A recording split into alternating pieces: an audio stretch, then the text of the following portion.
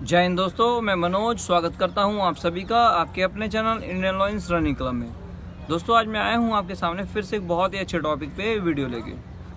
दोस्तों काफ़ी सारे दोस्तों का एक क्वेश्चन था कि सर हम लोग 1600 मीटर इवेंट के लिए तैयारी कर रहे हैं, तो हमें पर डे कितनी रनिंग करनी चाहिए। तो दोस्तों आज का जो टॉपिक है वो यही है कि जो भी लोग 1600 मीटर इवेंट की तैयारी करते हैं, किसी आर्मी भर्ती के लिए तैयारी करते हैं, उन लोगों को पर डे कितनी रनिंग करनी चाहिए, कितना डिस्टेंस कवर करना चाहिए। तो दोस्तों आज हम बात करने वाले हैं इसी टॉपिक पे।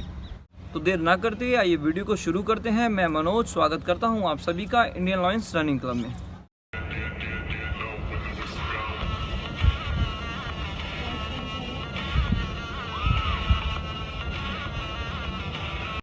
जो भी दोस्त 1600 मीटर इवेंट की तैयारी कर रहे हैं, चाहे वो आर्मी के लिए तैयारी कर रहे हों, चाहे वो किसी स्टेट पुलिस के लिए तैयारी कर रहे हों, चाहे वो किसी पैरामिलिट्री फोर्सेस के लिए तैयारी कर रहे हों, जो भी मेरे भाई, जो भी मेरे दोस्त 1600 मीटर इवेंट की तैयारी कर रहे हैं, उन लोगों को कुछ बेसिक चीज़ों का ध्यान रखना चाहिए।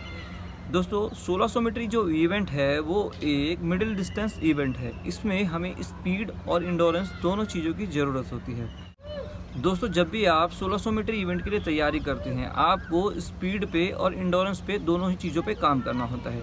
अगर आप किसी एक चीज़ को लूज़ छोड़ देंगे तो जो आपका टारगेट है वो कवर नहीं हो पाएगा, आप उसको अच्छे तरीके से फिनिश नहीं कर पाएंगे।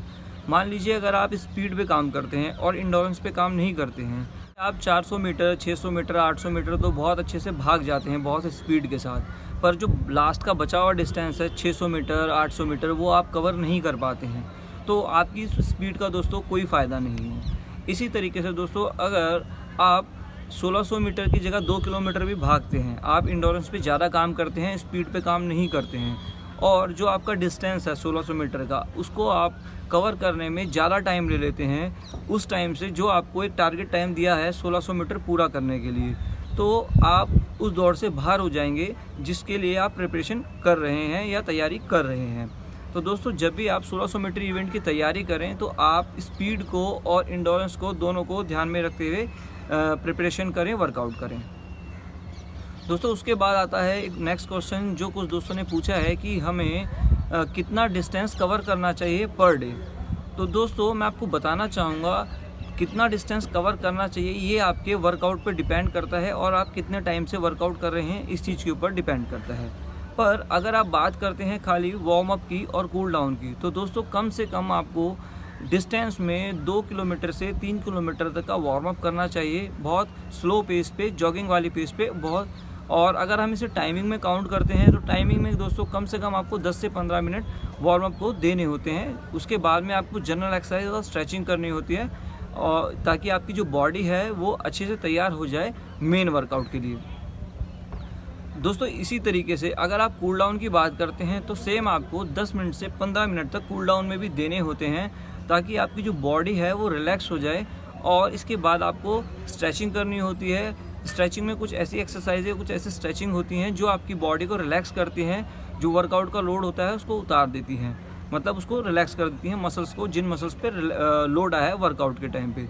तो दोस्तों अगर हम सिर्फ वार्म अप और कूल डाउन की बात करते हैं तो हमें कम से कम 4 से 5 किलोमीटर रनिंग करनी होती है वार्म अप और कूल डाउन में।